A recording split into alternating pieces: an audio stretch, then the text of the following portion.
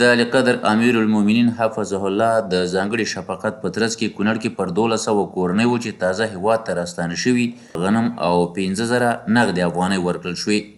فعلا لپاره چې هغه نوي راستنه شوي هیوادوالو چې عاجلې مرستې ته ضرورت و موږ انشاءالله رسیدګي ورته وکړله.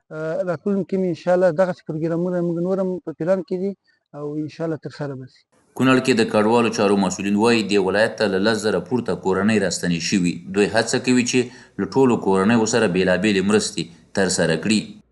امارت په خپله دا تصمیم نیولی چې دې خلکو سره داسې مرستې وکړي چې د دوی مجبوریتونه ټول رفع کړي، له خوراکي موادو نیولې تر کمپلې تر خیمې تر حتی تر کورو جوړېدلو پورې دا ټول ارادې لري ورته او انشاءالله هوډ یې کړی چې دا به ټول مشکل به ورته حل کوي. 15 میاشتې کېږي چې موږ وطن ته واپس شوي او شکر دی الحمدلله شکر چې هر قسم خدمت زمونږ مشرانو موږ ته وکړه څومره چې هغوی په طاقت کې وو او الله دې جوړ هم توفیق ورکړي چې موږ سره نورې مرستې هم وکړي.